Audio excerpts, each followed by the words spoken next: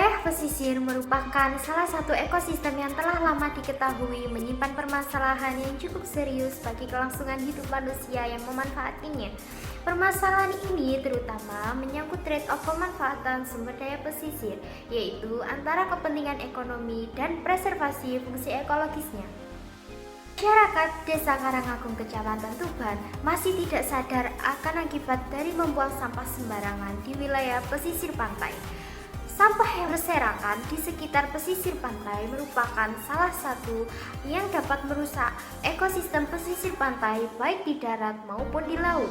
Banyak hal yang akan dirugikan dalam membuang sampah sembarangan. Misalnya, ekosistem laut yang ada di daerah tersebut akan tercemar. Nilai keindahan pesisir pantai akan menjadi rusak dan masih banyak lagi. Nilai ekonomis wilayah kepesisiran Desa Karangagung sangat tinggi, pencapaiannya 95%, namun estetikanya rendah. Asal muasal wilayah ini dimanfaatkan sebagai tempat pelelangan ikan dan pemukiman. Terdapat banyak sekali sampah di TPI, akibatnya sangat mengganggu kesehatan lingkungan dan dapat menurunkan tingkatan nilai ekonomi. Kondisi di lapangan, PPI Karangagung sangat panas karena tidak terdapat pepohonan sama sekali.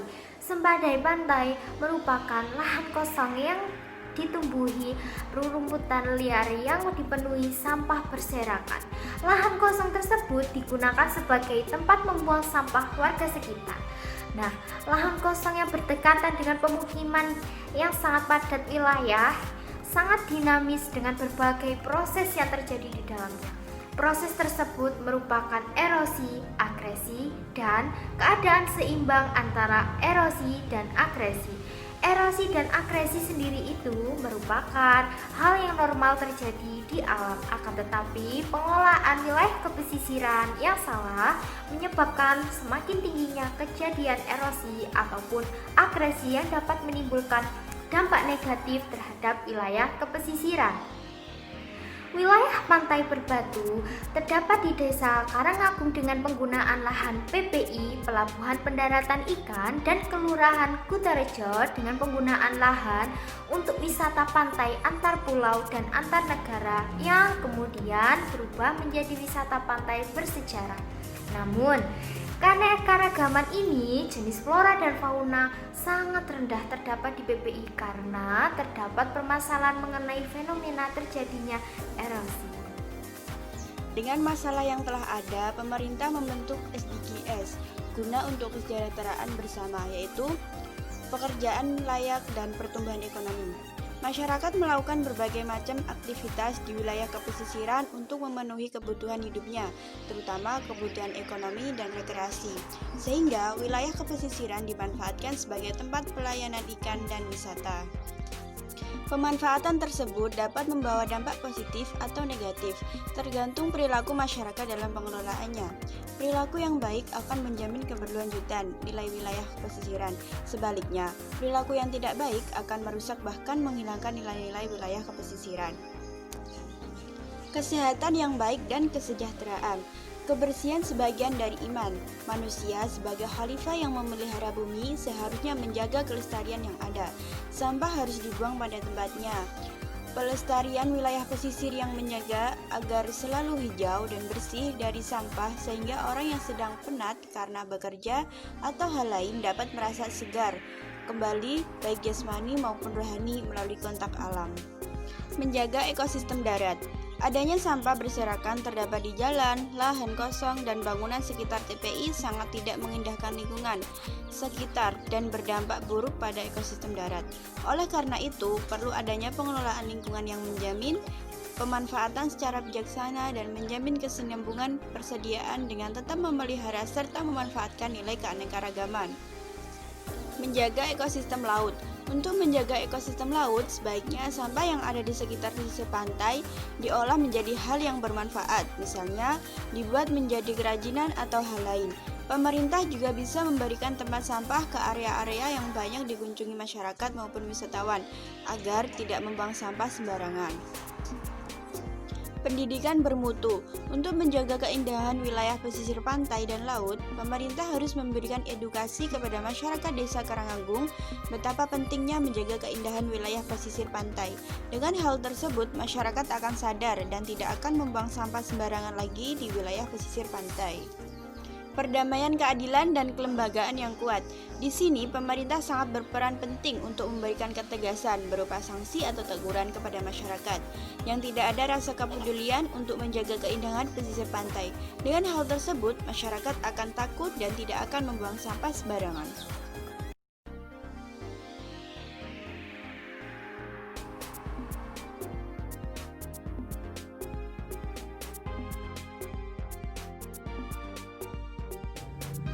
Analisis permasalahan pulau-pulau kecil. Sebagaimana telah disebutkan oleh Susilo, bahwa pulau-pulau kecil merupakan salah satu aset kelautan Indonesia yang sangat penting, bukan saja dari aspek sumber daya alamnya, tetapi juga dari aspek jasa lingkungan dan nilai politiknya. Oleh karena itu, pulau-pulau kecil harus dibangun berdasarkan konsep pembangunan yang berkelanjutan. Pembangunan berkelanjutan di pulau-pulau kecil paling tidak harus mencakup 3 aspek, yaitu ekologi, ekonomi, dan sosial. Manfaat ekologis, ekonomis, dan sosial yang diperoleh sebagai hasil pembangunan tersebut selain harus besar secara nyata, juga harus seimbang di semua aspek. Ketimpangan antar aspek tersebut sebagai akibat pencemaran lingkungan, eksploitasi sumber daya alam berlebih, keuntungan pemanfaatan sumber daya alam tidak merata di masyarakat, timbulnya sifat individualis dan pelanggaran peraturan perundangan misalnya, akan melibatkan pembangunan pulau-pulau kecil menjadi tidak berkelanjutan. Berikut merupakan beberapa masalah-masalah yang ada di pulau kecil. Yang pertama yaitu permasalahan dengan investor asing. Adapun masalah yang sering muncul terkait dengan pemilikan, penguasaan, pemanfaatan, dan penggunaan tanah, serta isu sensitif lainnya seperti penjualan pulau, illegal fishing, serta perusakan ekosistem pesisir. Dalam beberapa kasus sering dijumpai sebuah pulau kecil dimiliki oleh pihak-pihak tertentu. Di beberapa kasus yang lain, beberapa pulau dikelola sebagai wilayah perkembangan pada beberapa kasus yang lain. Ada beberapa pulau yang dijadikan wilayah perkebunan. Yang kedua, generalisasi pengolahan pulau-pulau kecil. Sebagian kalangan beranggapan bahwa ekosistem pulau-pulau kecil di Indonesia dianggap sama antara pulau kecil yang satu dengan pulau-pulau kecil yang lainnya. Padahal dalam kenyataannya kita memiliki beberapa tipe pulau kecil yang harusnya pendekatan pengelolaannya pun harusnya tidak digeneralisasi. 3. Keterbatasan akses informasi dan transportasi. Kemiskinan yang terjadi pada pulau-pulau kecil disebabkan adanya faktor keterbatasan akses, baik akses informasi maupun transportasi, serta minimnya pilihan hidup masyarakat. Untuk itu, diperlukan strategi khusus untuk menghapus masalah-masalah tersebut agar masyarakat pulau-pulau kecil di luar dari jeratan kemiskinan.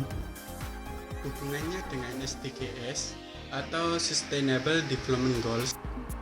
Untuk poin yang pertama, tegakkan aturan yang sudah ditentukan berdasarkan Undang-Undang Nomor 27 Tahun 2007 serta perubahannya di Undang-Undang Nomor 1 Tahun 2014 bahwa pulau-pulau di Indonesia tidak dapat diperjualbelikan untuk menjadi hak milik bagi orang asing maupun bagi orang Indonesia.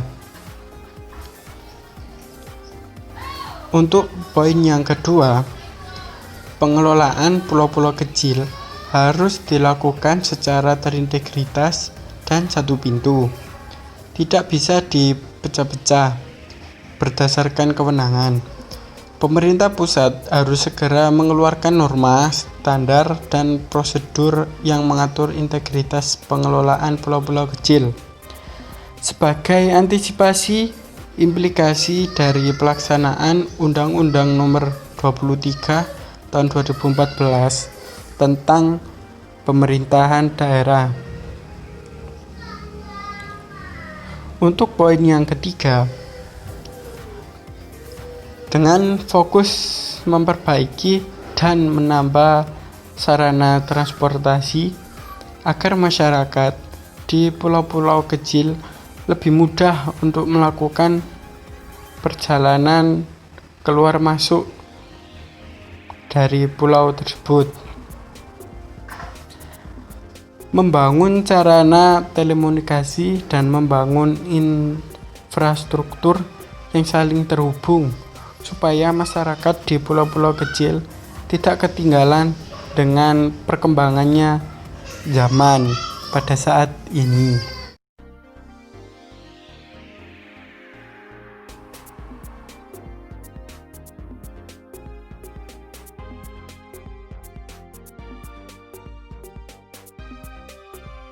Di sini saya akan membahas tentang permasalahan-permasalahan yang ada di laut. Jadi, kalau kita berpikir panjang, laut itu adalah suatu masa depan bangsa.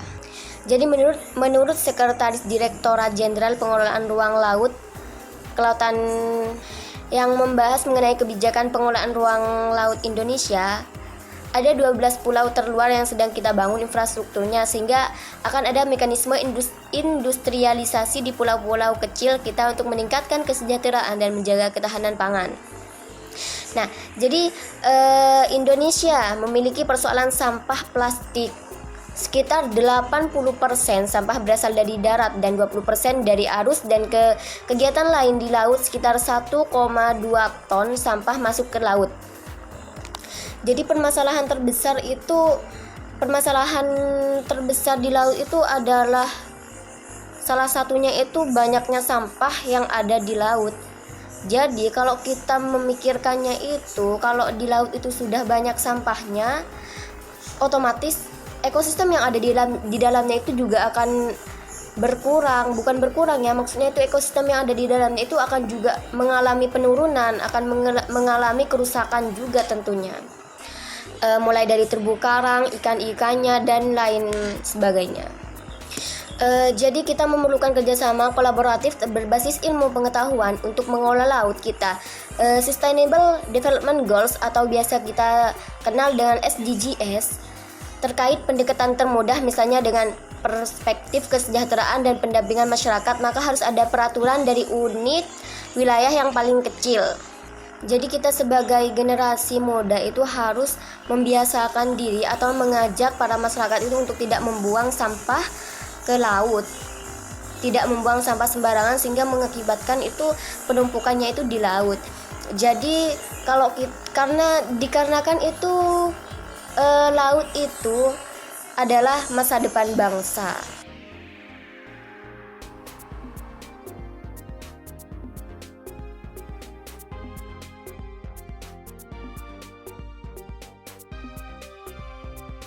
Laut merupakan habitat atau tempat tinggal untuk biota laut. Laut dapat menghasilkan nilai jual yang tinggi sebagai penyedia sumber pangan berupa ikan. Sumber daya laut mempunyai berbagai permasalahan seperti illegal, unpermitted, and regulated fishing, yang dimana kapal-kapal asing berkapasitas besar dan massal seringkali menangkap ikan-ikan di daerah laut Indonesia, serta penggunaan alat tangkap yang tidak ramah lingkungan. Hal ini terjadi karena lemahnya hukum yang berada di Indonesia, regulasi yang belum ketat, konsekuensi yang belum konsisten, dan pengawasan yang belum masif. Oleh karena itu, perlu adanya peningkatan penegakan hukum di laut, pengawasan perikanan yang ketat, kepemimpinan yang kuat, serta teknologi disruptif dapat membantu mencapai tujuan dari SDGs, yaitu sumber daya laut yang lestari dan lebih baik di masa mendatang.